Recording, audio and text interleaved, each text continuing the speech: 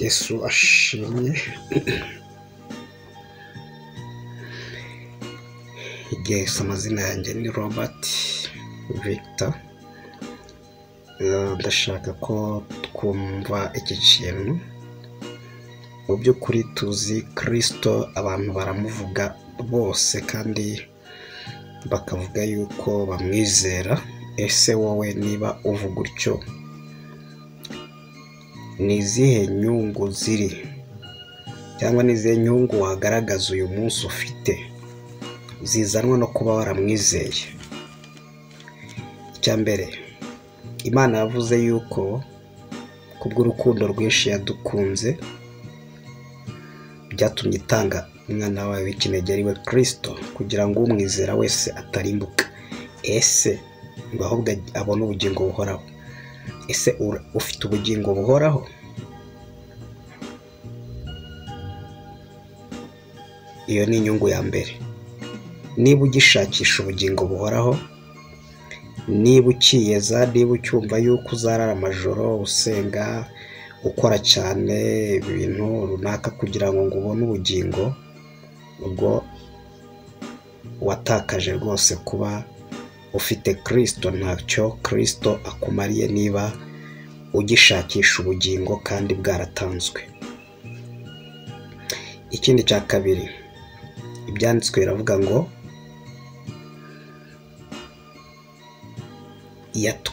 uko gushaka kw'Imana niko kwatumye twezwa.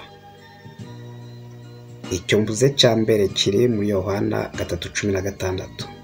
Hanyuma iki cya kabiri, uko gushaka kw'Imana niko kwatumye twezwa, tubeshejwe nuko umubiri wa Yesu watambwe rimwe gusa ngo bihagije iteka. Hanyuma urera uyu munsi cyangwa urakiyeza? Uracyashaka ibyo ukora kugira ngo Imana ikweze cyangwa igutunganye? Niba ukiri gushakisha, bivuge ngo ntacyo Yesu akumariye. Kuvuga ko unamuzi ntabwo umuzi, kuvuga ko umwemera ntumwemera, kuko icyo wagombaga kumwemeramo ntacyo ufite, uracyagishakisha. Icyo ni icya kabiri. Ibyanditswe bivuga ko tukunzwe n'Imana kubw'urupfu rw'umwana wayo. Iyo usomye mu Baroma igice cya 5 ubisangamo twiyunze, Imana twunzwe n'Imana mu rupfu rwa Yesu. Ndetse n'Abakorinto ba 2:5-19 aravuga ko muri Kristo arimo Imana yiyungiye n'abari mu isi yaba ikibabaraho ibyaha byabo, ibicumuro byabo. None se uyu munsi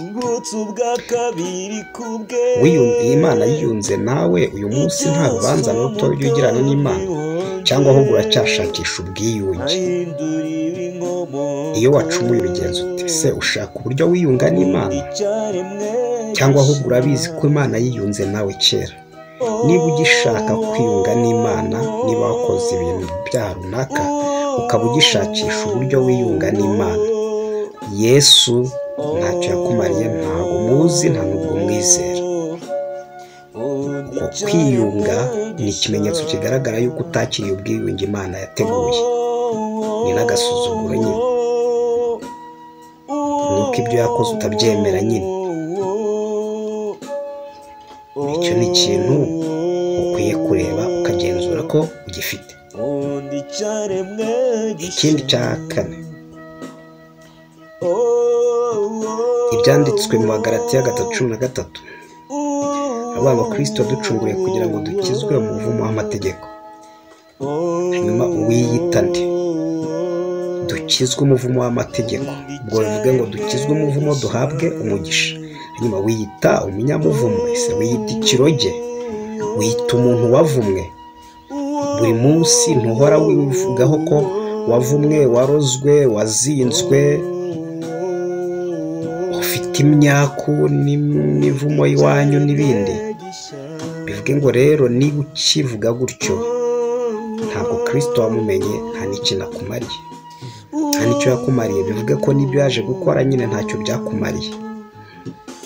Icyo ni ikintu nacyo ukwiye gutekerezaho. Ukwiye kwakira yuko yahindutse ikivume kugira ngo uhinduke umunyamugisha. ikindi cya gatanu, ibyanditswe mu Bakorinto ba kabiri igice cya gatanu umurongo wa 21 haravuga ngo utigeze kumenya icyaha Imana yamuhinduye kuba icyaha ku bwacu kugira ngo muri we duhinduke gukiranuka kw'Imana. None ndakubaza, ese uyu munsi urakiyita umunyabyaha cyangwa ahubwo wita gukiranuka, wita umukiranutsi? Niba uyu munsi ukiyita umunyabyaha, bivuge ngo ntacyo Yesu yakumariye, kuko igihe yabikoreye hashize imyaka 2000 inarenga, Yesu yimanitse, amanitswe cyangwa kugira ngo wowe amanikwe nk'umunyabyaha, wowe ubeho cyangwa ukizwe nk'umukiranutsi, udashyirwaho urubanza nk'umukiranutsi. None uyu munsi urakiyita umunyabyaha. Niba wiyita umunyabyaha kandi ukavuga ko wizera Yesu, Yesu ntacyo yakumariye, ntabwo umuzi, nta nubwo akuzi nawe,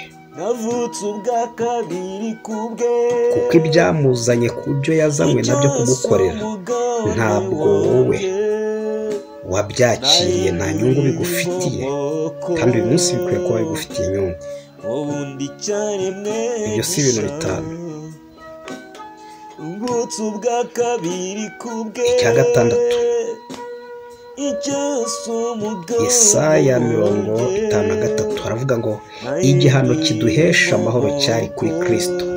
Kuvuga ngo igihano gihesha abantu amahoro cyari kuri Kristo, kandi Yesu yaragihana. Icyo gihano cyagomba kuduhesha amahoro ku Mana. Ese ufite amahoro ku Mana? Ese buri munsi Imana wowe nayo mufitanye amahoro, muraganira, murasabana, cyangwa usabana nawe cyagiye ubona wakoze ibyiza ukumva ko ari bwo mwasabana, n'igihe wakoze ibibi wumva mwasabana? Niba utasabana n'Imana kubera yuko wakoze ibibi, hari abantu kera bajyaga bavuga ngo ntukarye Eucharistia niba ufite icyaha, ntukajye ku meza ku ifunguro ry'umwami niba umaze iminsi uri gukora ibyaha. Nowe ntabwo ari byo. Ukwiye guhora imbere y'Imana, kubera ko ikikuzanira amahoro imbere y'Imana ntabwo ari uko wakoze ibyiza. Byanditswe bivuga yuko amahoro twaheshejwe na Yesu. Igihe Yesu yagirwagaho n'ibihano by'ibyaha byacu, amahoro yarabonetse yatuma dusangira, dusabana, tuganira n'Imana ibihe byose. Naruka igice cya mbere umurongo wa 75 gutyo avuga yuko nitumara gukizwa amaboko y'abanzi bacu tuzayisenga tudatinya Imana, tutayitinya, dufitanye nayo amahoro ibihe byacu byose. Hanyuma rero ngaho mbwira, ese niba ukora icyaha ukumva Imana iri kuguhiga, ukumva imeze nk'umupolisi uri kuguhiga, mu by'ukuri wakiriye Kristo? Ikigaragara ni uko utamwakiriye, nubwo wibeshya ko wamwakiriye ngo nakire Kristo nk'umwami n'umukiza. Bimaze iki kuba waramwakiriye? Byakuzaniye ahubwo ko Imana ikwirukankana igihe wakoze ibyaha? Ntabwo bisobanutse, ntabwo bisobanutse rwose. Imana yazanye amahoro yazanishije urupfu rw'umubiri wa Yesu. Nta kuyitinya. Uracyasaba Imana imbabazi wowe? Kandi Imana yaratanze imbabazi. Icya gatanu guvuza 6, icya karindwi uzasome Abakolosayi igice cya 13. Avuga ngo ubwo twapfanye na Kristo, twazuranywe nawe, imaze kutubabarira ibicumuro byacu byose. None Imana yatubabariye ibicumuro byacu byose. Wowe uyu munsi reka nkubaze, uracyasaba kubabarirwa ibicumuro n'ibyaha byawe? Niba ugisaba kubabarirwa ibicumuro ndetse n'ibyaha byawe, Yesu ntumuzi, ntiwamumenye, kandi mu by'ukuri nta nubwo wanditswe mu ijuru. Rero ushobora kuba rwose buri munsi witwaza yuko ngo uri umuhanuzi, uri umubwirizabutumwa, uri apotre, umushehe,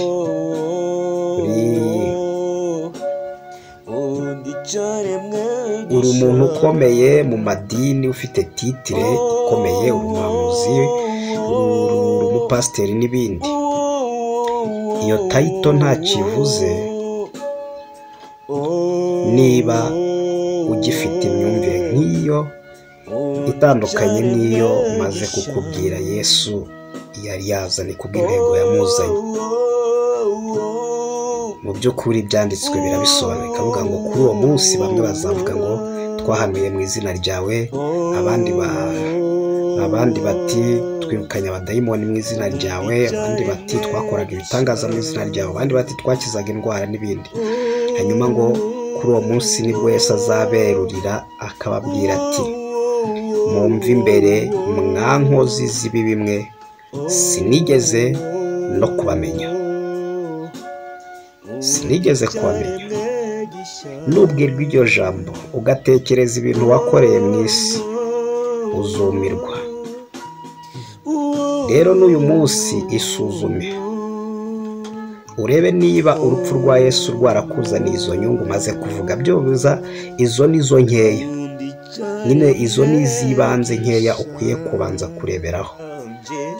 Niba ukibona ibimenyetso nk'ibyo mvuze, utubahirije cyangwa se umutima hakirimo imyumvire nk'iyo namaze kuvuga hariya ruguru, ntabwo ijuru uzaryinjiramo, kuko bazakubaza ngo ni uruhe rwandiko witwaje. Urwo babajije umukristo, ifilimi y'umugenzi cyangwa mu gatabo k'umugenzi, urwandiko rwari rwanditseho ibyo Yesu yakoze, yizereye mu byo Yesu yakoze, baramwakiriye. Hanyuma hari undi witwa Ntabwenge wagaragaje yuko yakoze imirimo myiza cyane, birangira rero ajugunywe hanze ndetse mu muriro utazima. Nawe urebe ucunge niba utari uwo kujugunywa mu muriro utazima. Wikwitwaza ibyo uri byo uyu munsi, ahubwo kurikirana icyo Imana yashatse ko uba ufite, nicyo cy'ingenzi. Wirinde utazarimbuka. Utwawe nuko gukora ibintu byiza, gukora imirimo myiza, ndafasha, ntabwo byacumi neza, ndiyiriza cyane, ndasenga cyane, idini ndimazemo imyaka 40 nsenga, ngo ndakijijwe. Ntabwo ukijijwe ko umaze imyaka myinshi usenga uri mu idini, umaze imyaka ngo narakiriye agakiza. Agakiza ntabwo gapimirwa mu gihe umuntu amaze asenga, ntabwo gapimirwa mu bikorwa umuntu akora, ntabwo gapimirwa ku icyo ari cyo cyose, ahubwo gapimirwa uko umuntu yizeye ibyo Yesu yamukoreye ku musaraba. Gapimirwa ko umuntu yizereye mu gikorwa kirangiye Yesu yakoreye ku musaraba, ntabwo gapimirwa mu gikorwa icyo ari cyo cyose. Ako niko gakiza k'Imana. Cunga neza, ukurikirane ibi bintu utazarimbuka. Ndagukunda cyane, nitwa Evangeliste Robert Victor. Imana iguhishurire Kristo neza, ndakomeza kwiyitirira ko muzi, ko wamumenye, kumwizera, kandi mu by'ukuri utamwizera. Kuba umwizera, ntabwo uramutse umwizera waba ukibwira Imana ngo mbabarira, kandi Imana yaramuzaniye kugira ngo abantu bose bamwizera bahabwe imbabazi n'ubugingo, ndetse Imana ibabareho gukiranuka byo kurimbuka bikurwaho ku buzima bwabo, bagirana amahoro nayo, bagirana ubusabane nayo. Ntabwo agenda umuhanuzi ngo ariko ngo iyo nakoze ibyaha ngo umwuka w'ubuhanuzi uragenda, ngo Imana imvanaho umwuka wayo. Reka nkongereho n'iki cya 8, ibyo nari navuze. Ese wakiriye umwuka wera? Ufite umwuka wera? Ko Kristo nabwo byanditswe mu Galatiya 3:14 avuga ngo kwizera kubona uko kuduhesha wa mwuka twasezeranijwe. Kuvuga ngo umwuka twarawusezeranijwe nitwizera igikorwa cya Yesu, umwuka tuzahabwa. Ntabwo wamwakiriye cyangwa waramwakiriye? Uti naramwakiriye, ndamufite. Ni ikihe kimenyetso kigaragaza ko ufite umwuka wera? Iyo ugiye gusenga bwira umwuka ngo manuka, manuka, mwuka wera manuka, turagukeneye manuka. Ntabwo uzi ko Yesu ubwe yibwiriye intumwa zakababwira ngo uwo nguwo ni uzabana namwe ibihe byose. Ntibishoboka ko nintagenda muzabona umufasha, ariko ningenda zasaba Data abohereza umufasha wo kubana namwe ibihe byose. Ntabwo yavuze ko nagaruka azajya asubirayo. Hari umwuka wa kera, nyine mwuka wera kera abantu batarakizwa mbere mu Bisiraheli bajyaga bagira uwo mwuka ngo akabazaho ikindi gihe akagenda, ariko Yesu nyuma atanga isezerano ngo nzatura muri bo, nzakorera muri bo. Iryo ni isezerano muri bo bandi abizeye Kristo, bizeye ko bababariwe, abizeye ko nta kibazo bafitanye n'Imana. Abo bantu nibo umwuka wera bamufite, nibo bakandida bo kumwakira. Bamwakira bate? Bamwakira igihe bamaze kwizera nyine ko bababariwe, kuko umwuka wera ntiyatura mu muntu wita umunyabyaha, nawe abyiyemerera. Ntabwo byakunda. Araza akaba muri wowe, hanyuma hari ibimenyetso agukoresha. Kuvuga mu ndimi ni ikimenyetso cya mbere. Ashobora kuguhereza n'impano, guhanura, amayerekwa, kurota n'ibindi. Ko Yoweri yari yarabivuze ko abahungu n'abakobwa banjye bazarota. Hanyuma rero umwuka wasutswe ku bantu bizeye. Nzasuka umwuka wanjye ku bantu bose. Iyo wavuze umwuka uzasukwa ku bantu bose, ntabwo ari bano bose, oya. Abantu bose ni abantu bizeye, bose bizeye. Hanyuma batarizera ntabwo babona ko Yesu yarabivuze. Yaravuze ngo ntibishoboka ko ab'isi bamuhabwa kuko batamuzi, batamurora, ariko mwebwe muramuzi kuko abantu namwe ibihe byose. Ni bande bamuzi rero? Ni abamaze kwizera. Urakoze ucekinge bino bintu byose, hanyuma urebe yuko ukijijwe neza, utazahezwa hanze urimo urishuka kuri umupasiteri, kuri umuvugabutumwa, kuri umuhanuzi, kuri umuapotre, kuri amatitire yose ariho. Hazaho gusohorwa n'ibyubahiro byabo biteshwa agaciro. Yesu kumumenya sinigeze ngo mbamenya. Agomba kuba akuzi. Akumenyera he? Izina rye rigomba kuba riri ku mutima we. Muhurira he? Muhurira mu nyigisho ikwigisha ko wababariwe kubw'uko umubiri we watambwe ngo bibe bihagije iteka. Amaraso yamenetse kugira ngo wabarirwe. Umaze kwizera icyo kintu, ukaba utakiciraho iteka, ukaba utagisaba Imana imbabazi, ukaba utari umuntu nyine ukomeza kugira ubwoba no kwerekana ko Imana uyishakaho agakiza kandi yarakaguhaye, ukaba utakisaba ibyo yamaze kuguhereza. Icyo nicyo kigaragaza ngo wanditswe ku mutima wa Yesu, cyangwa amaraso ye akuriho. Wizereye mu rupfu rwe no kuzuka kwe birarangiye. Icyo nicyo kigaragaza umuntu ukijijwe. Please check this. Check and check. Kwishuka. Bye. Ndakunda. Subscribe yawe ntibagirwe, like and comment.